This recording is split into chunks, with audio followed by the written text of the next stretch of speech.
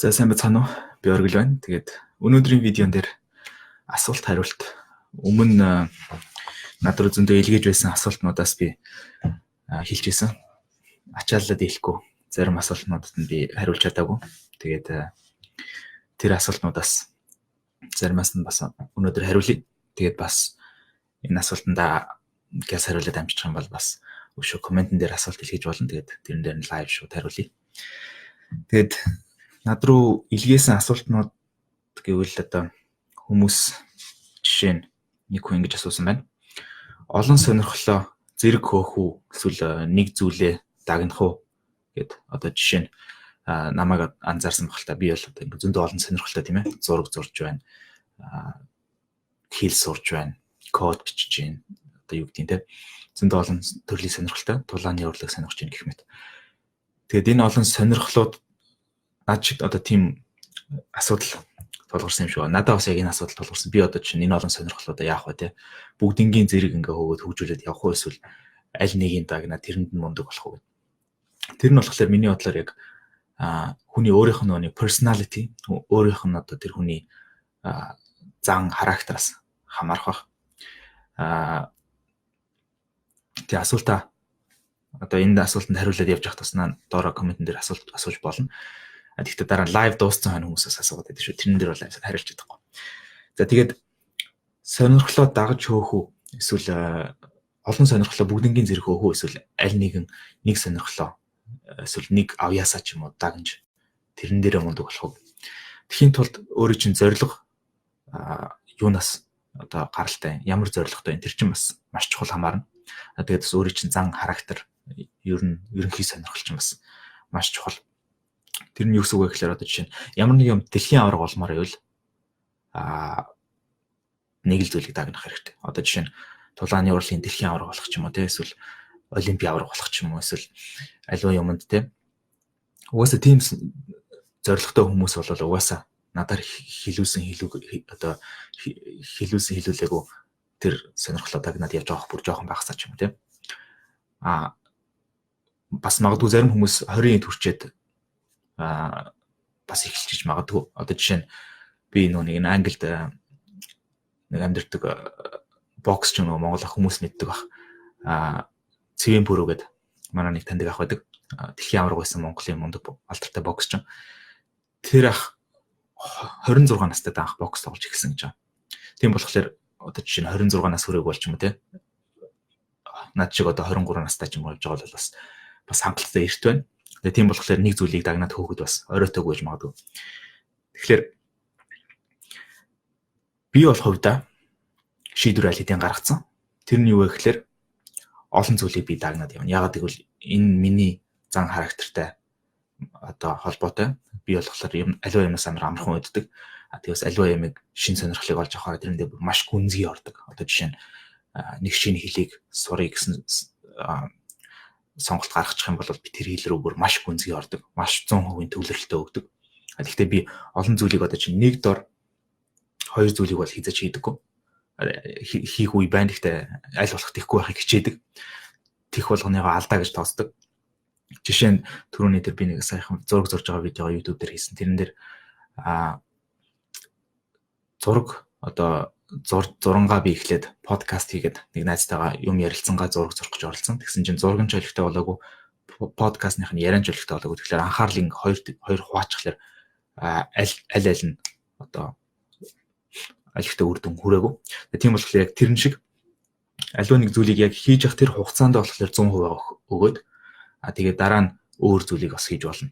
Одоо жишээ нь би хэд хэдэн хүмүүсийг за жишээ нь Арнольд Шварценеггерээс жишээ авах юм бол тийм ээ Арнольд Шварценеггер 4 мундаг одоо том карьерийг маш амжилттай хөөсөн тийм ээ.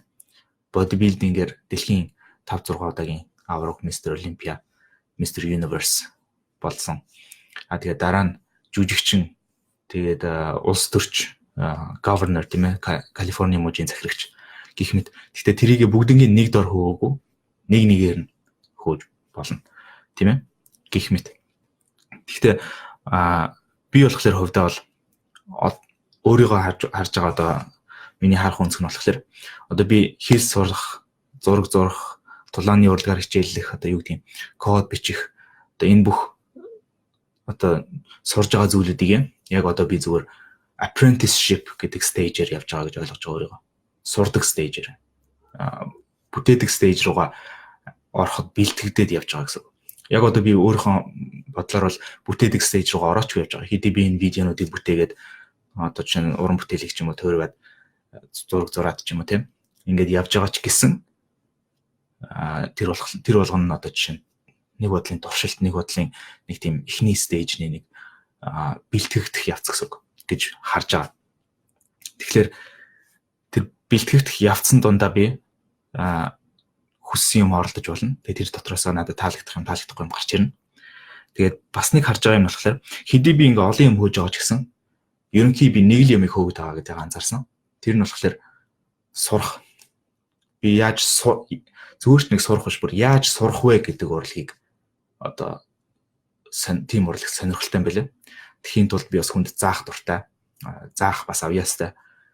Жохон хүмүүсд бас айгу амархан юм зааж өгч чаддаг гэх мэт. Тэгээд тэр яаж сурах вэ? Яаж хурдан сурах вэ? Яаж одоо үр дүнтэй сурах вэ? Яаж effective болон efficient сурах вэ гэдэг тэр зүйлд би бүр одоо obsessed болсон хүн юм байлээ. Тэгээд тийм болохоор би хэлийг ч яаж хурдан сурах вэ? Математикийг ч яаж хурдан сурах вэ гэх мэт өөр зүйлүүдийг яаж хурдан сурах вэ гэдгийг одоо сонирхож судалж үздэг. Тэгэхээр ерөнхийн нэг юм байгаад байна. Тэрнээсээ ингээд задраад явчихж байна гэсэн үг. Тэгэхээр яг тэрэн шиг над шиг бас тийм яаж сурах тал дээр сонирхолтой хүн гэж байна. Тэгэхээр нэг л зүйл дээр сураад ах юм бол тэрнээсээ илүү гүнзгий сурах, ерөнхий сурах гэдэг зүйл сонирхолтой юм чинь зөвхөн тэр зүйлийг сурахаар ууйдна тийм ээ. Тэгэхээр өөр зүйлийг бас сурч болно гэсэн. Тэгэхээр өөрийн чинь зорилго юунд хүрэх гээд байгаа. Тэгэд ямар сонирхолтой, ямар зан арын шинтэйг бас ч хамаарна. За тэгээд миний хувьд бол жишээ нь одоо чинь би энэ олон зүйлүүдийг ингээд сурахлаар дараа нь явандаа тэд нар ингээд нийлээд одоо жишээ нь Steve Jobs гэхэд урлагийн сонирхолтой бас технологийн сонирхолтой тэр хоёроо нийлүүлээд Pixar компани, Apple компани гэх мэт тиймэрхүү компаниудыг хийх ч гэдэг юм уу тиймэрхүү олон сонирхлуудаа нийлүүлж бас болдог. Тэгээ тийм болохоор би бол санаа зовхгүй байгаа. Миний энэ олон сонирхлууд левел нь ахаад ур чадвар нь дээшлэх тусам хоорондоо нийлэх одоохондоо миний харж чадахгүй байгаа ирээдүйд миний харж чадах болох тиймэрхүү юмнууд гарч ирэх байх гэж найдаад тэр энэ зүйлүүдээ сураа явж байгаа. Өмнө би нүг ярьжсэн дээр Роберт Грин гэдэг нэг зохиолч 30-ийн хүртлээр зохиолоо бичихийн оронд бараг бүхэл төрлийн ажлыг хийж үзсэн гэдэг. Тэрэндээ ерөөсө харамсдаггүй тэр нь болохоор өөрийнхөө тэр миний сайн яриадсан тэр бэлтгэгдэх үйл явц байсан 30-ийн хүртлээр бүх төрлийн зүйлийг хийж бэлтгэгдсэн. Тэрүүгээр юу сурсан гэхээр Роберт Грины сонирхолтой зүйл нь болохоор хүний зан характер маш сонирхолтой. Тэгээд тэр олон өөр ажил хийх явцдаа хүний зан характер одоо power dynamic тиймэрхүү юмнуудыг судлаад явуулсан ба гэх мэт. Тэгэхээр нэг зүйл байж болно тэр зүйл нэгээд маш олон зүйлд хуваагдаж болно. За тэгээд бас нэг асуулт байсан. Тэр асуулт нь болохоор нэг хүн гэсэн би өнгөрсөндөө айгүй харамсах юм гээд. Тэгээд дэмий гэдгийг мэдсэн ч гэсэн одоо шаардлагагүй гэдгийг логикийн хувьд тийм ээ онлын хувьд мэдээд байсан ч гэсэн ерөөсөө харамсаад ах ингээд. Энэ дээр болохоор би бол одоо яг төстэй одоо байдалд зөндөө оржсэн. Ялангуяа жишээ нь би Bristol-ийн их сургуульд онлын физикээр сурж агаад 2015-аас 16 оны хугацаанд тэгээд одоо яг 10 жил 19 онд би магистр хамгаалаад төгсөх байсан. Тэгэхэд би фейлдсэн. Тухайн үед бол 16 он гарахад би хичээлээ хангалттай сайн хийдгүү байсан. Тэгээд өөрийгөө тухайн үе хүртэл би яг одоо цэвэр авьяасан дээр тулгуурлаа яваад байдаг гэсэн. Би одоо чинь тоон дээр авьяастай ч гэдэг юм уу те эсвэл аливаа юм дээр би сурах авьяастай ч гэдэг юм. Тийм болохоор надаа тийм хичээл зүтгэл гаргах шаардлагагүй гэдэг ч юм уу нэг тийм бохир аргаар ч юм уу нэг үзэл бодлоор ч юм уу хөөж явж агаад тэгээд алдаа гаргаад тийм мундаг одоо Bristol-ийн их сургууль бол англи дотроо математик, инженер гэх мэт чиглэлээр топ 3 4 5 таа ордог. Тийм мундаг сургууль байсан. Тэгээд тэрнийг нь ачаалын дийлээгүй. Тэгээд яад үл хангалттай хичээл зүтгэл оруулаагүй. Тэгээд тийм болохоор би мэрэгчлээ сольсон. Тэгээд тухайн үед бол би өөрөө тэрийг бууж өгч байгаа гэдгийг л хүлээн зөвшөөрөөгүй. Тухайн үед бол би өөрийгөө гэрээсээ холоононгоос хол баймааргүй байна ч гэдэг юм уу, эсвэл физик ерөөсөө миний сонирхолтой юу биш юм байна ч гэдэг юм уу, тийм мэрэгжил биш юм байна ч гэдэг юм уу. Тиймэрхүү шалтгауудыг гаргаад, өөрчлөлтийг гаргаад Лондонгийн их сургууль руу шилжиж ирсэн. Тэгээд тэрнээс хойш би яг эхний 1-2 жилийн хугацаанд бол баг 30-40 удаа Бристлийн их сургуульд эргээд очсон байна ч гэдэг юм уу. Бристлийн их сургуультай холбоотой зүйлүүдийг зүүдэлж исэн. Тэр нь болохоор миний далд ухамсарт одоо ингээд нэг харамсал болоод ингээд гимшил болоод ч юм уу үлдсэн байсан гэсэн. Тэгээ нэг тийм тэгээд тэрийг бол би өөртөө бас ингээд хэлж лээсэн л да. Яг уу алдаа гаргасан байсан ч гэсэн энэ алдаасаа би суралцах хэрэгтэй. Гэт тийм ч улмаас би улам илүү нэг өөрийгөө дисциплинд, өөрийгөө илүү одоо зуршил суулгаж хүчтэй одоо идэвхтэй хичээл зүтгэлтэй болгох тал руу шилжүүлж эхэлсэн. Тэгэхээр тэр утгаараа бол тэр алдаа нь надад бол маш хэрэг болсон. Тэгэхдээ тэр алдаа нь хичнээн хэрэг болсон ч гэсэн тэр алдаа хിവэрэ байсан болохоор миний бүр тархины дотроос нь идэж исэн. Тэгээд эргээд нөгөө нэг их сургуульд очсон байна ч гэдэг юм уу. Эсвэл эргээд их сургуулийн дотор байранд орох гэсэн чинь миний өөр хүн автсан байна энэ төр гэл. Тиймэрхүү зүүднүүд айгүйх зүүдэлж исэн. Тэгээд тэр зүүднүүдийг ингээд зүүдлээд тэгээд харамсаад тех хугацаанд би нэг зүйлийг ойлгосон. Тэр нь болохоор энэ надад амар их тийм хэрэгтэй дуршлаг болоод байгаа юм байна. Тэр нь юу гэхээр би хожигдох ч юм уу, харамсах ч юм уу, тиймэрхүү зүйлд бүр амар дургуг ойлгоод алдаа гаргах ч юм уу, тийм амар дургуг ойлгоод тийм болохоор би жижиг алдаач яг гаргаж болно. Тийм том алдааг тийм ээ карьерний алдаа ч юм уу, мэрэгжлээ эсвэл тийм ээ их сургуулаасаа гарах ч гэдэг юм уу, тиймэрхүү том би яг өөрөө их сургууль дээр захиа бичээд би их сургуулиасаа гармаар байна. Би өөр сургууль руу бүртгүүлсэн гэд очиод өгөөд гарч ирсэн байхгүй. Тэгээд тэрийг тэр алдааг дахин давтагдахгүй тулд би нэг юм дасгал хийж гисэн. Өөрийгөө одоо чинь 40 настай болсон байна ч гэдэг юм уу. Төсөөлөд тэр 40 настай болсон үедээ өөрийгөө эргэж хараад тухайн үед би харт амхинд орсон ч юм уу, архинд орсон ч юм уу, эсвэл бүр олон алдаанууд гаргаад хэл сурах морох тэр юу гэдэг энэ тэр бүгднийг болцсон тийм ирээдүг би өөртөө төсөөлж байгаа байхгүй. Бүр харамсаж болох бүхэл юм ба гэр бүлийн ойр дотны хүмүүсийг гомдооцсон, ээж аваагаа амьд байхад начийг хариулаагүй гомдооцсон ч гэдэг юм гих мэт бүх зүйлүүдийг бүр төсөөлөд тэгээ яг би одоо гудамжинд дими царайлаа сууж ин ч гэдэг юм уу. Бүр яг ингээд өөрийгөө тэгжэнийг төсөөлөд бараг нулимс туслахын даваан дээр би тэр үед нь яг боддог байхгүй. Тэр дасгалынхаа явцанд эргээд би одоо 23 наснда ч юм уу очсон бол би ямар ихээр олон зүйлийг өөрчлөх байсан бэ? Ямар том шийдвэрүүдээ би өөрөөр гаргах байсан бэ? Гэт амар харамсах тэр мэдрэмжийг хүлээж авангуудаа тэгэнгүүтээ эргэж ирээд яг одоо би 23 настай байна. Надад дахиад нэг 2 дугаар боломж олдсон байна гэдэг. Нэг тийм дасгалыг олж авсан. Тэр харамсах гэдэг зүйлээсээ. Яг л тэр харамсах гэдэг зүйл чинь одоо мэдрэмж, гимших, харамсах гэдэг мэдрэмж нь маш хүчтэй мэдрэмж болохоор тэр хүчтэй мэдрэмжийг ашиглаж бас болно тийм ээ. Өөрийнхөө одоо ашигтай байдалд ашиглаж болно. За тийм байна. Тэгэхээр тэрийг дими гэж бодсон ч гэсэн одоо зүхтаах хэрэггүй. Тэр харамсах гэдэг зүйлийг хүлээн зөвшөөрөөд тэгээд тэр хүчтэй мэдрэмжийг зөв чиг рүү чиглүүлээд ашиглаж болно гэсэн үг. За тэгээд эндээс асуултууд ирж байна. Ядарсан үедээ яаж өөрийгөө идэвхжүүлэх вэ? Энэ асуулттай холбоотой нэг маш чухал зүйл нь болохоор миний бодлоор ядарсан үедээ өөрийгөө идэвхжүүлнэ гэдэг нь маш урдчилсан, бүр урдчлаад төлөвлөсөн ч юм уу, таамагласан ч юм уу тэр үеэс хамааралтай гэсэн. Юу гэсэн үг вэ гэхээр өнөөдөр гинт байжгаад ядарчлаа. За би яаж энэ ядаргаанаас гарах вэ гэдэг юм. Тиймэрхүү арга техникүүд бол би хэлж өгч болно. Одоо жишээ нь биеийн тамирын дасгал хийгээд 10 сууных ч юм уу сунгалтын дасгал ч юм уу хийчихлээр би физиологч нь өөрөө бас илүү сэргээд эхэлдэг гэх мэт. Тиймэрхүү техникүүд бол байна. Гэхдээ ерөнхий техник нь юу вэ гэхээр ерөнхий зарчим нь юу вэ гэхээр энэ зуршил суулгаад байгаагийн систем суулгаад байгаагийн гол шалтгаан нь болохоор бид нэр хамгийн мундаг үедээ одоо жишээ нь ажлыг хийж болно тийм ээ. Амархан одоо жишээ нь би бүтэн энергитэй ядраагүй үлсөөгүй стресстэйгүй тийм үедээ бол би бүтээл төөрөхөд ч гэдэм үү шийдвэр гаргахад ч юм уу амархан.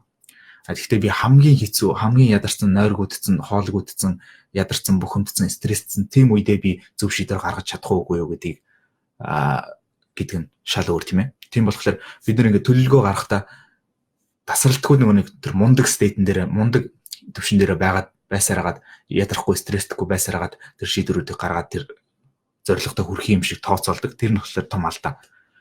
Оронд нь тэр хамгийн доотлын левелээр тооцох хэрэгтэй. Тийм болохоор би ойрын хугацаанд өөртөө зөөлөн хандаад маш жижигээр одоо алхмуудыг гаргах хэрэгтэй гэдэг. Тэгээ холын хугацаанд болохоор одоо чинь 3-5 жилийн хугацаанд маш том юм өөрчилж болно. Тэрэн дээр бол өөртөө хатуу хандах хэрэгтэй. Тэгээ тийм болохоор тэр систем чинь тэр одоо зуршил чинь автоматжаад эхлэнгууд тархины чинь уртлын тэр нүуний шийдвэр гаргадаг хэсэг нь амардаг үед нь тэр цаатлын автомат одоо гөрүүл тархичин гэх юм уу те сармагчин тархичин тэр зүйлийг хүссэн хүсээгүй хийдэг болсон. Ягаад гэвэл та нөгөө нэг таних тэмдэг тэгээд зуршил тэгээд шагналыг нь системжүүлсээр хагаад давтагдуулсаар хагаад бүр системжүүлсэн байдаг. Тийм болохоор ядарсан үедээ ч гэсэн юм хийж чаддаг болно гэсэн. Тэгэхдээ би бас нэг энэ талтай айгүй чухал зүйл нь болохоор ядарсан үедээ заавал юм хийх гэдэгтэй биш. Заримдаа ядарсан үедээ зүгээр л амрах шаардлагатай байдаг. Тэгээд би яг энэний өмнөх 7 оны видеон дээр ярьсан тийм. Амрахтаа амарсан шиг амар. Зугаацахтаа ч юм уу, тоглохдоо ч юм уу, кино үзэхдээ ч юм уу үзсэн шиг үз. Тэгхийн бол цэнийг яг утсыг цэнгэлж байгаа юм шиг. Утсаа цэнгэлэхгүй нэг хальт нэг залгуураа нэг 2 минут залгачаал тэгэл цэнэгэн дуусчаад ах чинь тэгэл бүх юм дээр зарцуулах гал бүх ачааллыг ажиллуулах гал бүгдэх юм бол утас чинь ажиллахгүй унтарчин тийм ээ. Нэг тэрнтэй адилхан таны тархич юм бас унтарчин. Тийм болохоор цэнэглсэн шиг 100% болтолн сайхан цэнэглээд тэгээд хийх юм хийж болно. Тийм болохоор тэр нь бас чухал. Урдчлан тэр ядархаасаа өмнө тэр сэргийг байгаа үедээ ч юм уу тэр систем гаргах төлөвлөгөөгөө гаргаад тэгээд тэр системээ боловсруулах явцдаа зөндөө одоо алдаа гаргана. Тэгээд тэр явцдаа ингээд adjustment хийгээд одоо засваруудыг хийгээд чиглэлүүдийн өөрчлөлт явуулна гэсэн. За тэгээд хэрхэн өөртөө ихтэй болох вэ? Энэ талаар жаахан яриач гин.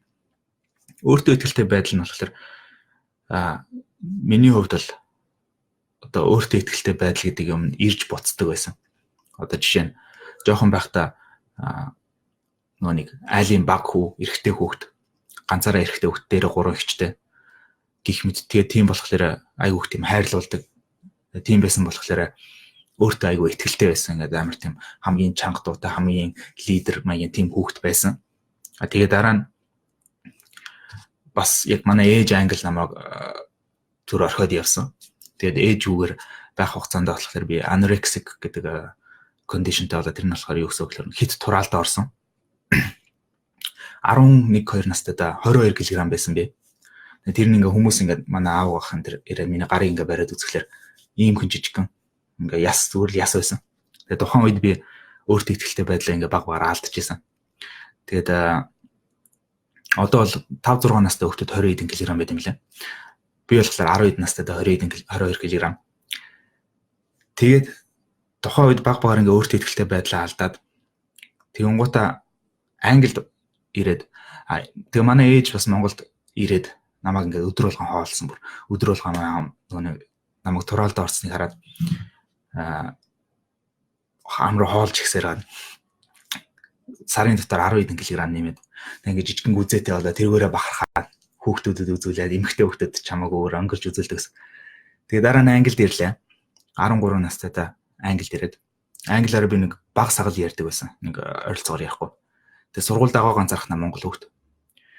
Тэгээд яг шилжилтийн нас эхэлсэн. Тэгэнгүүт миний нүүр ингээд бүр барцаагаад бүр ингээд акне бүр ингээд ов улаан бар зайцсан. Тэгээд огцом өсөөд таргалаад жин нэмээд 1 жилийн дотор 20-30 жил нэмээд бас дээрэс нь өндөр болоод метр 80 гараад явцсан. Тэгээд арьс марс язраад тэгээ ер нь яг тэр шилжилтийн насны үеийн хүүхд болохоор яг тэрийг айгу хүн дээр хүлээж авсан. Тэгээ өөртөө ихтэй байдал гэдэг юм байх болоод тэгээд улам бүрэг одоо зожиг болоод тэгээ нүунийг гараад тоглох гэсэн ч гэсэн байрны найзууд гэдээ Монголд шиг тийм байхгүйсэн. Ганцаархнаа Монгол. Тэгэнгүүт ингээд улам ингээд ертөнцөө хаагаад зожиг болоод тех тусам ингээ өөртөө ихтэй байдал нь алга болоодсэн. Тэгэхээр дараа нь би өөртөө ихтэй байдлыг баг багаар өөрөө ингээд build хийж эхэлсэн. Шинээр нь босгосон гэх юм уу те. Дасгал хийгээ хүчээр би өөрийгөө ингээд шахаад одоо чинь хүний нүд рүү хүчээр хардаг ч юм уу эсвэл хүнтэй ингээд гар барихтаа хүчээрч байх бүр ингээд чанга бацхан цаашаа ингээд firm одоо нэг юм салчгансан гар барилтч биш те. Тэг ингээд чэжээр улам дэлгэж алхах ч юм те. Гэх мэт бүр нэг саяхан нэг уншсан Jordan Peterson-ы бичсэн амьдралын 12 дүрм гэдэг ном дээр хамгийн ихний дүрм нь цээжээ ингэж дэлгэж явж байгаа. Ингээ бүгдийгөө явчих юм бол шууд бүр би тарих биеийн доторх чинь ялгаруулж байгаа гормон химийн юун үйл явц нь хүртэл өөрийг чинь шууд сэтгэл хөдлөлийг чинь ингээ доош нь буулгачдаг бүгдийн гот. Цээжээ дийлгэнгуут шууд сэтгэл хөдлөл чинь дэше өсдөг. Тэгэхээр тэр зуршил гэх мэт тэр цээжээ дийлэх бүр ингээ ингэж өнгөрхөн цаашаа тийм ээ зүр цих явах ч юм гэх мэт зүйлүүдийг ингээ хүчээр суулгаж болно. Баг багаар зуршил болгож суулгаж болно.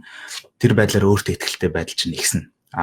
Миний хувьд хамгийн одоо өөртөө ихтэй байдлыг нэмэрүүлсэн хамгийн том зүйл нь болохоор тулааны урлаг. Яг гэвэл ялангуяа эрэгтэй хүнд ч гэсэн бас адилхан нөлөөлөх баг. Гэхдээ ялангуяа эрэгтэй хүнд жишээ нь одоо эрэгтэй хүмүүс мэдэх баг. Гудамжаар ингээ явж байхдаа өөр залуучуудыг хараад энэтэй би бараг зодтолтол дийлэх үгүй юу гэд үргэлж тийм даалдах хүмсэлтэй бараг тооцоо calculation явагдаж идэг. Эмэгтэй хүн гоё хувцас өмсөд бусдад гоё харагдах хувцас өмсөд гарч яхад эрэгтэй хүн бараг энэ дотор зодтолтол миний одоо хөдөлгөөнийг боох нүггүй юу, чөлөөтэй байх нүггүй юу гэж хувцаа өөртөл сонгодог гэх мэт цаанаас нь бүр ингээд суудсан байдаг эрэгтэй хүнд. Тэгээ тийм суудсан мөртлөө бие хамгаалж чадахгүй байх юм бол тийм ээ өөр эрэгтэй хүнтэй ингээд тулгархад нөгөө эрэгтэй хүн ямар нэгэн буруу юм болох юм бол тэр эрэгтэй хүн чамайг алж чадна гэдгийг мэддэг ч юм уу тийм байх юм бол өөртөө ихтэй байдал унж эхэлдэг. Тэрний оронд ямар ч нөхцөл байдал би өөрийгөө аваад гарч чадна гэдэг тийм өөртөө ихтэй байдал суугаад эхэлнэ. Одоо жишээ нь жүжигч ч юм уу, олимпик тулааны урлагч юм уу хийгээд байнга тэр давталтуудыг хийгээд байнга хоолойгоо боолгуулад тэрнээсээ survive хийгээд сурцсан. Тэгээ тийм хэмжээнд хүрчихлээр өөртөө ихтэй байдал цаанаасаа сууж эхэлдэг.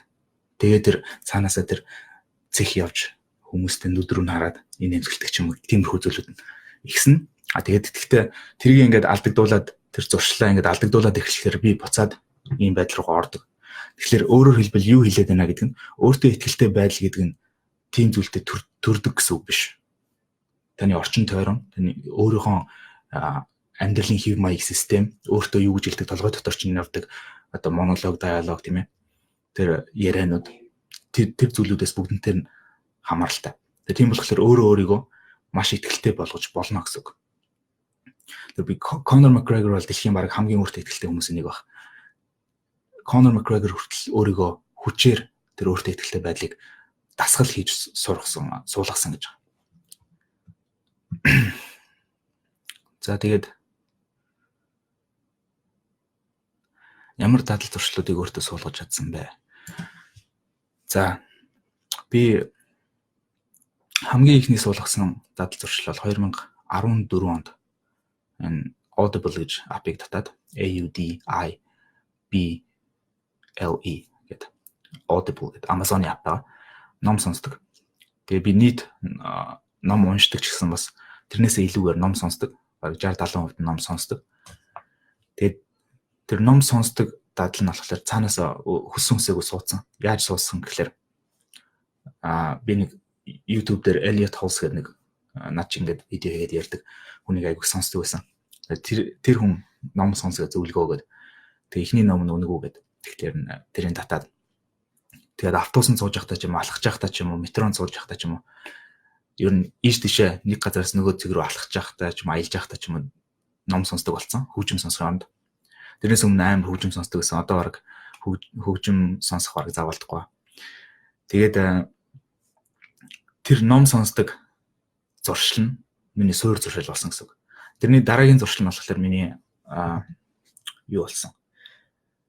Хоолоо нөгөө хэмжээд 2016 онд би нөгөө хэлсэн дээ.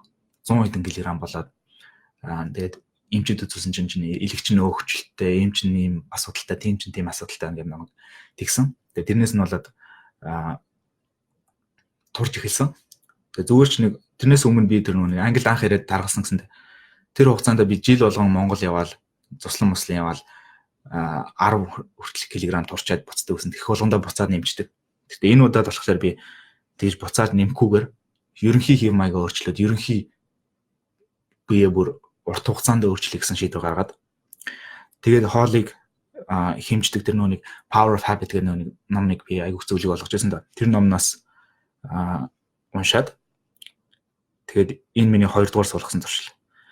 Тэгээ эн чинь граф нь байна. Энэ граф нь ямар учиртай граф бэ гэхэлэр энд одоо өнөөдөр байгаа. Энд чи болохоор 100 кг байсан чинь 2016 оны 2 сард гэдэг. Тэгээ энэ миний жингийн одоо граф тогтмол оруулдаг. Миний жин ихссэн ч багассан ч оруулдаг. Одоо бол эргээд ихсэж байгаа. Тэгээд дахиад багасна. Тэгээд ингээд тогтмол одоо чинь англиар нэг юм үг гэдэг. You can manage what you can measure гэдэг. Хэмжиж чадж байгаа зүйлийг менеж хийж чадна. Тийм болохоор хэмжихгүй зүхтаагаад ах юм бол жолоодлогоос алдна. Тийм болохоор аливаа зүйлийг хэмжих хэрэгтэй гэсэн үг. Өөрийнхөө прогрессыг, өөрийнхөө журнал бичих ч юм уу те. Өдрөө орой болгон жишээ нь Бенджамин Франклин өдөр болгон тэр өдрөө дүгнэлт гаргаж бичдэг байсан. Юун дээр алдаа гаргасан, юуг сайн хийсэн гэх мэт. Заавал өдөр болгон биш юм байхад 7 хоногт нэг юм уу сард нэг удаа бас эхэлж болно гэсэн үг. Тэгэхээр энэ маш хэрэгтэй тэр туршлуудын нэг. За тэгээд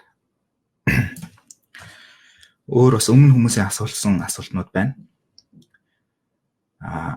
Шийдвэр гаргахтаа айгүйх эргэлзэх юм. Тэрэн дээр яаж одоо асуудлаа шийдэх вэ? Шийдвэр би болохоор бас шийдвэр гаргахтаа одоо цаанаас бол ер нь эргэлзэх талтай байдаг. Яагаад гэвэл нүг perfectionism зантай аливаа зүйлийг төгсгөх гэж хичээдэг. Тийм зан хүний шийдвэр гаргахад айгүйх саад болдог. Гэхдээ нэг юмыг болохоор өөрийнхөө дуршлагнаас болон өөр бусд хүмүүсээс ойлгосон. Тэр нь болохоор 3 төрлийн шийдвэр байдаг. Тэр нэг нь болохоор зөв шийдвэр. Зөв шийдвэр нь болохоор мэдээж хамгийн сайн. Зөв шийдвэр гаргавал маш сайн. Хоёрдугаарх нь болохоор буруу шийдвэр. Буруу шийдвэр гаргана гэдэг нь бас сайн. Гэхдээ зөв шийдвэр шиг сайн биш. Гуравдугаарх нь болохоор шийдвэр гаргахгүй байх гэдэг шийдвэр. Өөрөөр хэлбэл тэр нүүр тулсан зүйлээсээ зугатах гэсэн шийдвэр. Тэр нь хамгийн муу шийдвэр. Тэр нь хамгийн урт хугацаанд хамгийн их хор нөлөө авчирдаг тийм шийдвэр. Тэрийг ойлгосноос хойш буруу шийдвэр гаргах нь ч гэсэн сайн юм байна. Зөв шийдвэр шиг сайн биш ч гэсэн сайн юм байна гэдэг ойлголтыг гаргаснаас хойш арай илүү бага багараас шийдвэрүүдийг хамаагүй чаашаа айхгүйгээр гаргадаг болж эхэлсэн. Гэхдээ бас лаалтаа гаргана. Тэр 3 дугаарх шийдвэрийг гаргах үе зөндөө гарна. Гэхдээ бага багаар тийм ээ. Урт хугацааны тоглоомыг тоглож байгаа бүгд санах хэрэгтэй. Тэгээд бас нэг асуулт нь гэвэл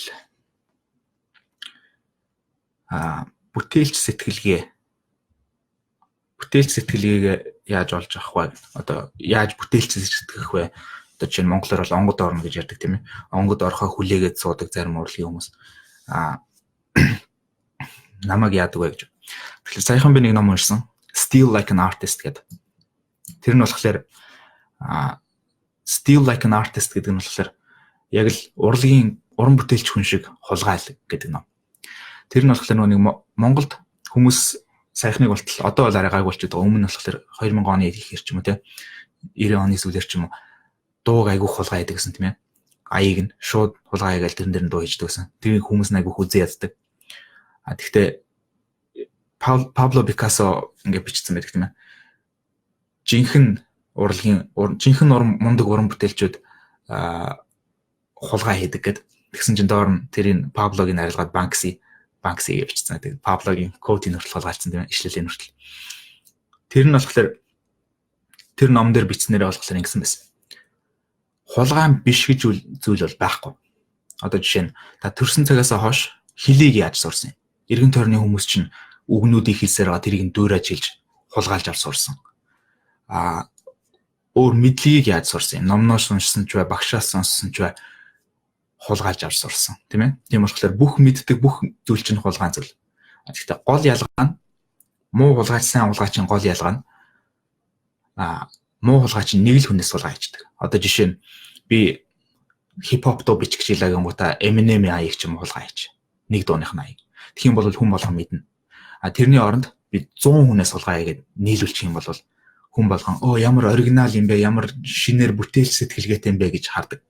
Тийм болохоор тэр нь юу гэсэн үг вэ гэхээр хүн болгоноос суулгая. Нүдэнд чинь туссан өөрөөс чинь илүү сэтгэдэг ч юм уу, өөрөөс чинь илүү мэдлэгтэй ч юм уу, өөрөөс чинь илүү авьяастай ч юм уу, тийм хүнийг олж харах болгондоо тэр хүнээс суулгая. Тэгэхээр би бас яг энэ зарчмаар явж байгаа.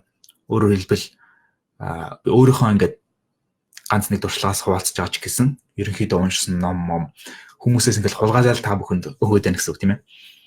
Гэхдээ хамгийн гол нь нөгөө хүн ч гэсэн нөгөө ямаа хулгайд алдаж байгаа хүн ч гэсэн хулгайд алдах биш. Улам л хэрэгтэй, улам л тэр хүний хийсэн бүтээл нь улам холд харж байна гэсэн үг. Тэгэхээр хин хүнд нь хэрэгтэй гэсэн үг. Зөв хулгай хийж чадах юм бол сайн хулгай хийж чадах юм бол. Гэхдээ магадгүй хулгай гэдэг үгийг ашиглахгүй байх хэрэгтэй. Зүгээр авах ч гэдэм аваад цааш нь боловсруулах ч гэдэм тийм юу гэж хэлнэ өөрөө мэд. Хамгийн гол нь бүтээл сэтгэлгээг хөгжүүлэхийн тулд тогтмол дуурайж явах хэрэгтэй. Дуурайх дасгалыг хийж явах хэрэгтэй. Тэгээ тэр нь юу одоо тэрнээс хаанаас ч өөрийн чинь илэрхийлэл, өөрийн чинь доторх юм гарч ирэх юм бэ гэхлээр та хичнээн дуурайлгасан ч 100% дуурайлгаж чадахгүй угаасаа. Өөрийн чинь ДНК, өөрийн чинь зан арын шин, өөрийн чинь хэм маяг, стил имиж юу гэдэг. Тэр чинь тэртээ тэргүй байгаа учраас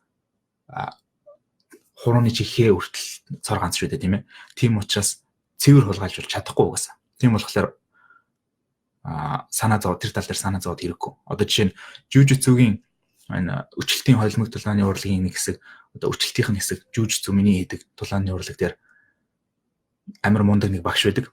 Джон Данахер гэдэг. Тэр багшийн хэлснээр болохоор ер нь зөндөө багш нар хэлдэг л дээ. Би сурагчдаа суур техникүүдийг мастер хийтэл нь бүтээлч тиймэрхүү сонин содон техникүүд хийхийг нь хориглодог. Чернелийн бүсээ аваад ч юм уу те эхний нэг 4-5 жилийн туршид суур техникүүдээ бүр төгсрүүлсэн тохиолдолд хүссэн бүтээлч одоо техникүүдээ ашиглаж байгаа. Тэгэхээр тэр нь юу гэсэн үг вэ гэхээр эхний тэр суурьгаа суулгатлаа, хулгай хий, хүмүүсийг дөөрэ хамаагүй зураг зурсан ч, дуу дуулсан ч, ном бичсэн ч хүмүүсийг дөөрэ. Тэг дөөрэж идэл тэр ур чадвар чинь өсөж идэл, тэр мэдлэг чинь ихсэж идэл тэр явцанд тэртээ тэргүй дотроос чинь өөрийн чинь тэр илэрхийлэх зүйлүүд нь шинэ өнгийн нэмээд гараад ирнэ. Тэгэхээр оригинал уран бүтээлч болно гэсэн үг. За тэгээд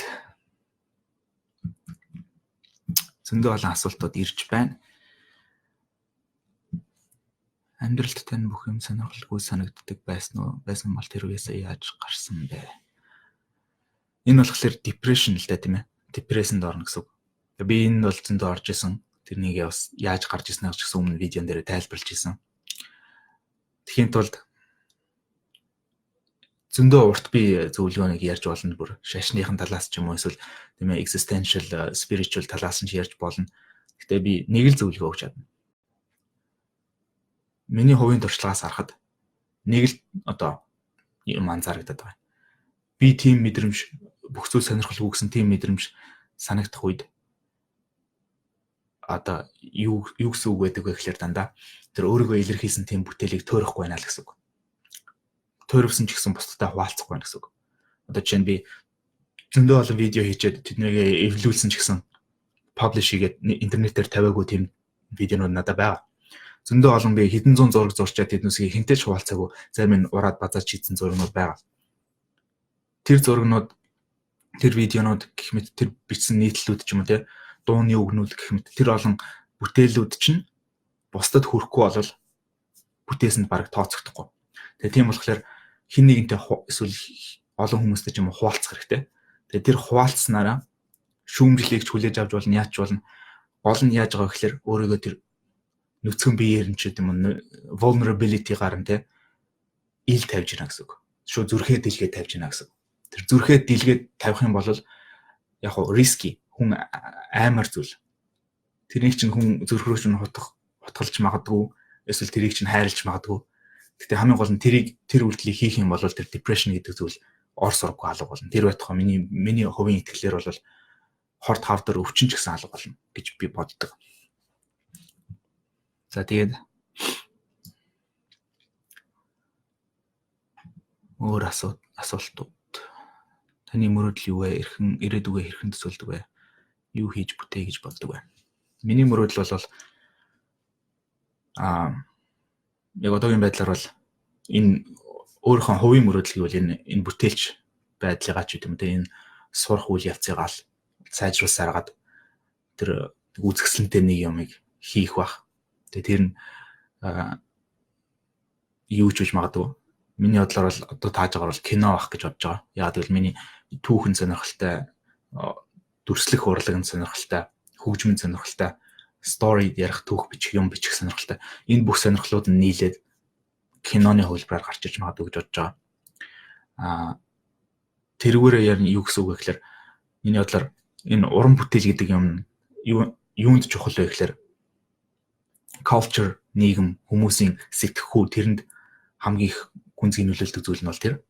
Тэгээ тийм болохоор одоо надад тэр нөлөөлсөн тэр мундаг одоо миний уншсан номнууд ч гэдэг юм уу, миний хүндэлдэг хүмүүс ч гэдэг юм уу, тэр хүмүүсээс ирсэн зүйл дээр өөрийнхөө жижигхэн одоо flavor-ыг нэмээд, өөрийнхөө жижигхэн амт, өөрийнхөө жижигхэн өнгийг нэмээд тэгээд цааш нь дэлгээд ингээд голыг нь зогсоохгүй урсуулж байх тийм зорилготой. Тэр нь одоо юу ч гэж ойлгож болно тий.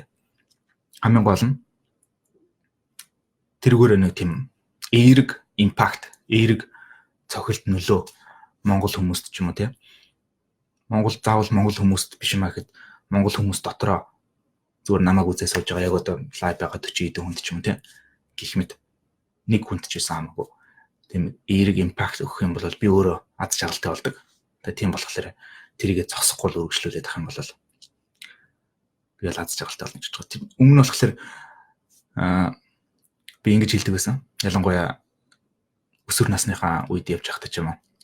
Би ингэ дэлхийн түвшинд нэрээ бичмээр байна гэл тиймэрхүү юм ярьдаг байсан. Тэгээ тэр нь болохоор баг багаараа алга болоод байгаа. Тэрний талаар би бас өмнө зөндөө ярьж лээсэн баг л та. Гэхдээ миний нэг саяхан нэг анзаараа надад айгүй нэг хүчтэй нөлөөлсөн нэг юм болохоор би нөгөө нэг зургийн видеонууд айгүй үздэг. Тосон бодгаар ч юм уу яаж бодох вэ энэ гэл хүмүүсийн ярилцлагыг сонсоод мундаг уран бүтээлчүүдийг сонирхдаг.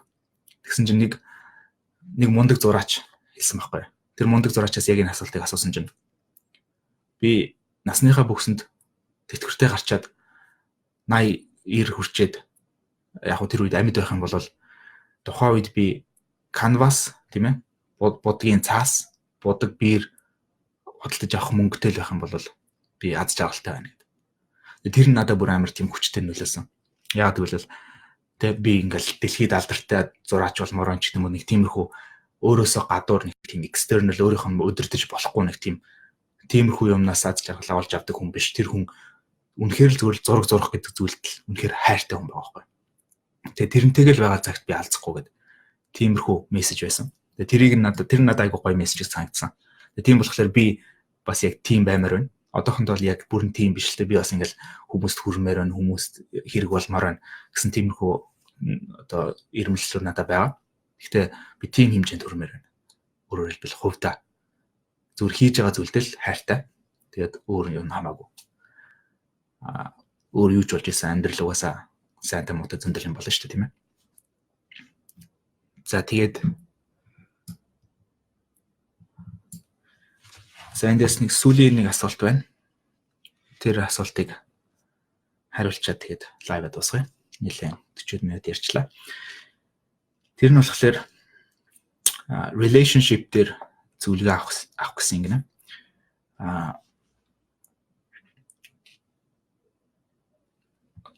Урт мессеж байна. Тэгээд ерөнхийдөө бол асуусан зүйл нь бол юм байна. Найз охинтой. Тэгээд найз охинтойгоо ингээд сайн талцдаг, муудалцдаг тиймэрхүү relationshipтэй. Тэгээд салын ихээр салж мэдэхгүй, нийлэхээр нийлж мэдэхгүй тийм байдалд орчод байгаа юм шиг байна. За тэгээд энэ хүнгийн зөвлөгөөд би болохоор хувьдаа одоо сүүлийн 5 жил өчигдөр софттой хоёрын хэрэгсний 5 жилийн явуулсан. Тэгэхээр энэ 5 жилийн хугацаанд бас яг нэг тиймэрхүү up and down зөндөө юмнуудыг бас битээр жижиг хэмжээнд туулаад өнгөрсөн.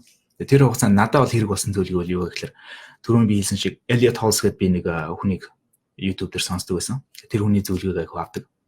Тэгээ тэр хүний нэг зөвлөгөөн дээр нэг юм бит яасан байхгүй. Найз өхнөөсөө сал гэдэг. Тэгээ нэг найз өхнөөсөө сарлагдсан тийм амар хүчтэй видео болохоор би сонирхолтой энэ одоо юу ярих гэж байгаа юм бол гэдэг ороод үзсэн чинь манайд нэг юм асуулт ирсэн байсан. Нэг залуу бас яг өөртөө чинь төстэй юм байдалд орсон юм найз өхөнтэйгээ хайргүй юм шиг те хайртайгаа мэдэхгүй юм шиг тэгээд яах вэ салах уу үгүй юу гэдэг мэдэхгүй тийм эргэлзсэн тийм